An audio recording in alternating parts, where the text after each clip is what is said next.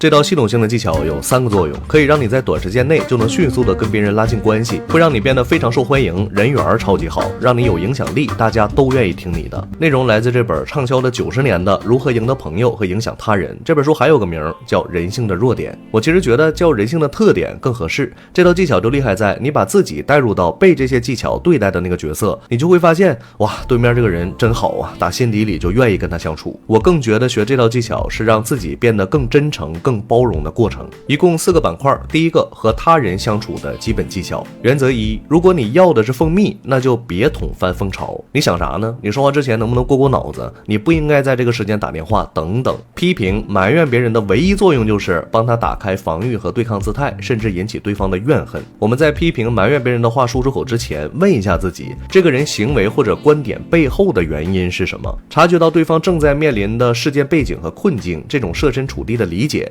会帮我们自然熄灭想批评或者是埋怨别人的欲望，这就化解了产生矛盾的风险。2，理解他了，那我们的行为和语言就会倾向于帮助他。想一想，你之前一定被谁批评或者是被埋怨过吧？他当时如果没对你说那些话，而是他选择理解你，还更愿意探寻你受到的困扰，愿意帮你解决问题，你会对他产生什么样的感觉呢？原则2，真诚的夸别人。人需要感到被欣赏或者是自己很重要，这是人性的特点，是人内心深处的渴望。满足这个点，别人就会喜欢你。所以我们要花时间反思别人的品质，在跟别人相处的时候，总是问自己，我能欣赏这个人什么呢？但是夸人咱得注意2点，一是要具体，2是不夸大。比如你演讲内容我都看进去了，我从里面学到了不少东西，像这个就可以。但是你是我见过最好的演讲者，这个就叫奉承。再比如你在这个项目里面付出非常多，做得很好，我们都看得见，这个可以。但是这项目也就是你了，除了你谁都不行，这个就是奉承。奉承是说别人想听的话，而夸奖一定是来自很真诚的感激。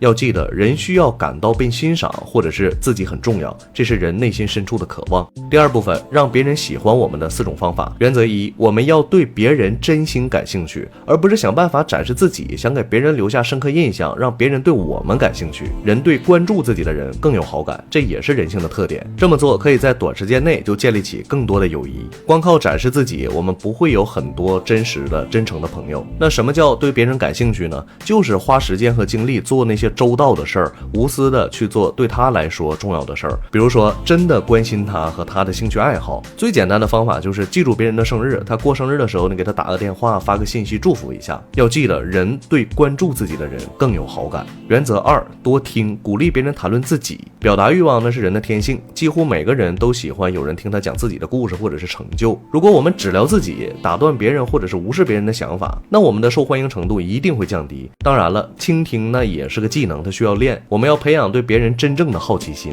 还得提出他们喜欢回答的问题。更简单的实操呢，就是引导别人多谈论他自己，谈论他们的经历成就，不要总是把话题往自己身上引。在别人要求听你的故事的时候，你再开始分享，这么做他绝对会对你有好感。原则3，在交流之前就去获取对方的兴趣点，可以问问跟他熟的人，或者从对方的工作呀、生活呀等等特征猜测他的兴趣点。之后要花时间去了解对方感兴趣的东西，最后在交流中去聊他感兴趣的话题，这样就可以帮助彼此建立亲密的联系，还能更了解对方。如果对方没提到你感兴趣的事儿，那你就别提。书里面提到了很多次，罗斯福会提前花很多时间通过读书去了解对方感兴趣的事儿。简单的来说，就是多谈论对方感兴趣的事儿，不要总是谈论我们自己。原则4，让对方感到自己很重要。人类行为有一条非常重要的规律，总是让对方觉得自己很重要。让对方感到自己很重要，是能瞬间让人对你产生好感的方法。那具体要怎么做呢？一是把对方的重要性用言语体现出来，比如说，不好意思给你添麻烦了，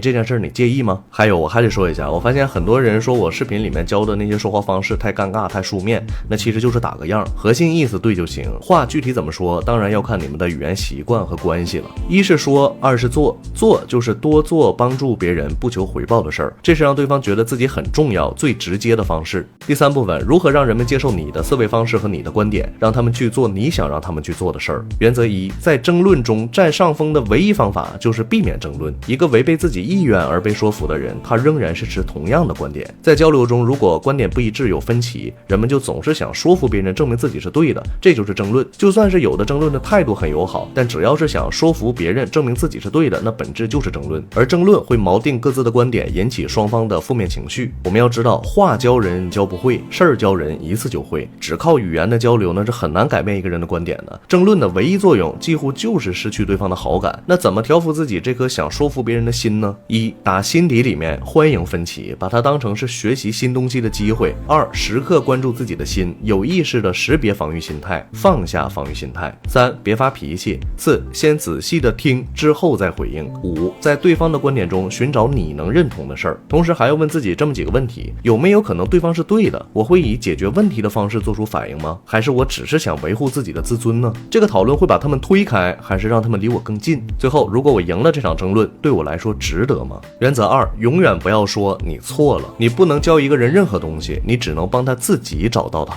这事儿不是这样的，你不对，你错了。这类话唯一的作用就是引起对方的反感。不要说这样的话，我们可以用类似我可能搞错了，咱捋一下这件事儿是什么什么什么，用类似这样的短语把焦点转移到事实上，这样我们和对方都不容易因为维护自尊而讨论，对方也会更愿意跟我们聊。同时注意手势和语音语调，这些同样可以传达你错了这种信息。当我们和人打交道，要记住，我们不是在和有逻辑的生物打交道，我们面对的是有情感、充满偏见的生物，他们被骄傲和虚荣所驱使。原则三，如果你错了，就赶紧承认。大多数人以为认错是低人一等，其实大方认错反而能赢得别人的尊重。错了就认，挨打站稳，这除了能赢得尊重，还能避免潜在的冲突。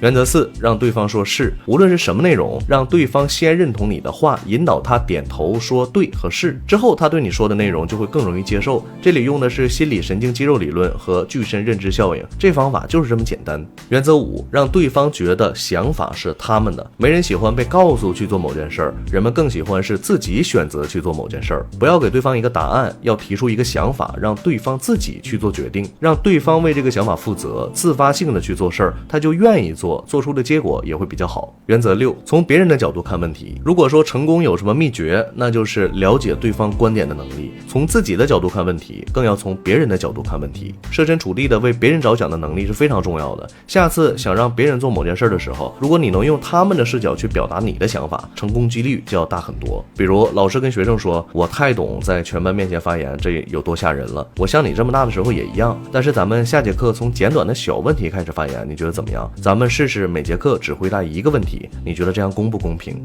原则七，呼吁更高尚的动机。人们都喜欢受人尊敬，都喜欢被认为是一个公平、无私等等道德标准高的人。你可以用迎合对方这种价值观的方式去说你的诉求，比如不要说张三，你能每周再处理5个客诉吗？你换个说法，我觉得我们轮换着去处理客诉比较公平，这样每个人工作量都相同，你觉得怎么样？原则八，引发竞争意识。跟钱呢，或者是其他外部力量相比，竞争欲望是更能创造能动性的。比如当时有一个团队生产力比较低，嘉信理财的施瓦布用的激励方法是，他问一个小组的负责人，你们小组生产了多少产品？在听到是6个之后，他就把6这个数字写在墙上了。夜班小组看到之后就想，哎呀，最少我们得做7个，想超过上一个小组，这样就引发了轮班之间的竞争，导致生产力提高。原则9，表达共情。感到被理解和接受是每个人最基本的愿望，你可以做类似这样的表达，不怪你有这种感觉，如果我处在你的位置，我肯定跟你感受一样。人们渴望被理解，那就真的理解他，他会对你很有好感，你说的话他也更容易接受。以上就是视频的全部内容，原理不变，但具体的话术要根据双方关系啊、语境啊、语言习惯呢自己调整。